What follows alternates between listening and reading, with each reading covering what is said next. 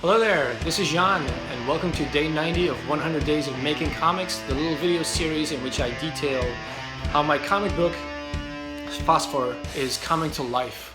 For the last 5 or 6 months, I've been working hard on making this little dream of mine to make my own comic book a reality, and there's been a few bumps along the road. This is supposed to be 100 days. 100 days of being interrupted. And there's been problems, there's been technical difficulties. When I was living in London in Battersea, I had some terrible issues with the internet. There's been other aspirations like doing well in my job and my job taking over and taking on more responsibilities. Heartbreak, you name it. It's all been thrown my way. And it's made me fall behind a lot, and at some point I just decided to let it all go and stop worrying about putting the videos out every day and just to keep at it to the best of my ability. So here we are, day 90, which is still shocking even though it's been 5 months. I'm totally doing this. In the last couple of days I've been working very, very hard to the point that I've hardly left the house. I live in beautiful sunny Barcelona right now, where there's a lot of noise, as you may hear. I'm sorry about that, but there's stuff going on in the other side of the house. This video is going to be rendered on my Mac, which is going to take an hour. It's probably going to be another 2 hours to upload because it's going to be extra long. Why? Because yesterday I totally forgot about the promised visit to the museum. Totally forgot about that. It's my bad. But that's what happens when you stay up till 4 or 5 o'clock in the morning working on your little comic book project. And these past couple of days, I'm very proud to say that I finally got myself in the habit of drawing all day long. One of the pleasures of moving out here, one of the opportunities I should say, is that right now I don't have to work. I have the money to take some time off, and this past week, every single day, I start the day off with just drawing anything, usually faces, whether it's in pencil or inks or in Photoshop, it doesn't matter. I just practice. I have the time to just hone my skills and not have to worry so much about finding that half an hour to an hour a day as this 100-day challenge commands us to. I have lots of time. Yesterday on day 90, I worked from roughly 3 to 6 on art, and from 6 till 5 o'clock in the morning on my comic book. I finished 2 pages, tight pencils, and a little bit extra on the side. So this week has really seen my discipline jump to maintaining it the whole day, and I'm feeling pretty good about myself, actually. So where are we at? Look at this. This is another one of those like when you look at this panel, like watching myself draw something like this, I'm like, I can draw this now. I know how the shadows go, I know the anatomy. The biggest problem on this panel in particular are those damn swirly clouds and mists and whatnots that add to the mystery.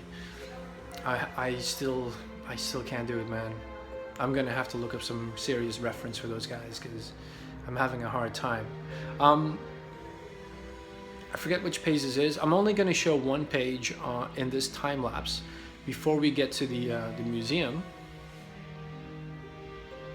because it's just, it's too much. So let's talk a little bit about the art. So one of the things I kind of set out to do is I really wanted to focus on some serious black and white line art. It's the kind of art I really enjoy. Nothing against the more stylized comics out there, which I enjoy as well, and I certainly enjoy drawing like that. But I've always just wanted to do a lot of cross hatching, and I've always been enamored with that kind of art. And it's I still think there's a lot of cartoony, stylized elements in this. But there's a heavy, excuse me, there's a heavy emphasis on lights and shadows and just going crazy with the inks. The other day I did mention that I'm trying to, when I'm not working on my comic, I do a lot more with color because I need to get into the mindset of using color so that maybe I can ease up a little bit, so that maybe this heavy emphasis on light and shadows and black and whites is really just for these first 10 pages, trying to come to a compromise, because one of the things you learn doing this challenge, trying to find half an hour to an hour a day, is you have to be incredibly time efficient. And making a comic book is, the style is very much influenced by, is much more influenced by the fact that you have a serious deadline to hit than it is by your ability. Like there's people I follow on Instagrams whose art is so incredible, and I'm thinking, if this were to be a comic book, you'd release one issue every 3 years, and I don't want to be releasing a comic book every 2 years. Like I would love to be able to do this for a living. I'd love to be able to do this every month, like where every month there's a comic book coming out, just like the big publishers do in the United States. But to get to that level there's a lot of things I've had to pick up on, like the page after this one, for example, is a pinup. And so I did the entire page in 2.5 hours because it was one massive drawing, basically, and one tiny panel, and that was it. Another reason a lot of this page took, and this isn't even inks, but like, you know, this is we're probably looking at like a good solid 3 to 4 hour work, and that's without me having to go over it again, doing inks proper and coloring it. So there's choices you tend to make because you're lazy and because they're fast, and most importantly they save you a lot of time. So in this panel you're looking at right now, to speed things up, the other day I decided to drop down the heavy blacks first so I could see straight away what was going to be a heavy shadow, and as you can see right now, it just sped things up considerably, like just knowing exactly what was going to be completely in darkness and just adding those light lines and not having to worry about it. A lot of the I hate it when I move my hand and I accidentally turn my phone off, but what can we do? There it is, this little box right here, that's me keeping track of how much time I spend on each panel. I was averaging about 20 to 30 minutes per panel. I don't know if that's good, I don't know if that's bad, but it made me feel pretty good about myself, and it made me realize, like, just overall, like whenever I feel like, oh, I don't have enough time to do anything, now I know that in half an hour I can knock out the tight pencils on top of the rough pencils for a panel. So I really have no excuse, if you will. Alright, let's move on to this next panel. This one was a little tricky because one of the hardest things, for which I had to practice a lot, and you've definitely seen that in the last couple of videos and in other videos I've done, is the design of the characters. Like, all of the characters are their own person, they're all different, and drawing them from different angles with different light sources, different expressions, has always been the biggest challenge. And I think that's why in the past year I've spent so much time drawing faces, because it's the hardest thing. Like, there's no denying, like, nailing characters consistently every other panel, every page, so that it's always the same person. That's by far the hardest thing in any comic book. And I don't care if it's stylized if anything, it's even harder to, if you just, the fewer lines, like there's a lot of artistic license I can hide behind here, but like that is by far the hardest thing. So this character right here that you're looking at is the doctor. He's definitely, the other day in my Facebook live video, someone asked me like if the guy opposite him, Vez, was one of the bad guys. Now, this guy is definitely one of the shadier characters, and that is in keeping with the genre. My comic book is very much along the lines of Alien and The Thing, two of my favorite monster movies. This is very much a monster story, if you will, and the doctor is always, the doctors and scientists in these stories always have this desire to find out what things really are, and their ethics are always a bit skewed, and it's always from this point of view of an idealism. You know, it's about truth and like discovering, and like even if it means the loss of life.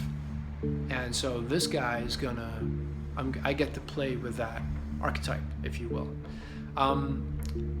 The guy you're looking at opposite him, he's kind of the manager in charge of the ship. He's definitely gonna make some bad choices early on to kind of create a little bit of drama, but I don't think of him as a bad person so much as someone who's trying to maintain some semblance of control when really there's other people who are far more powerful than he is. And with that, we end this video. I am now going to leave you with a little visit to a museum I did about over a week ago, more than a week ago, that I finally managed to edit together for your pleasure. If you do enjoy art, do stick around. Tomorrow's another day. We work on another page. And thanks for watching. If you like what you see, hit subscribe so you can keep track of what's going on.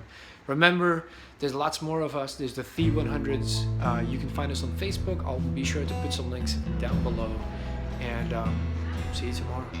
Have a nice day. This International Day of the Museums is turning out to be a very lucky day indeed, as we just walked in for free again. Hey, this is Jan. Welcome to 100 Days of Making Comics, Spanish edition. So, first stop, medieval, Gothic, Renaissance.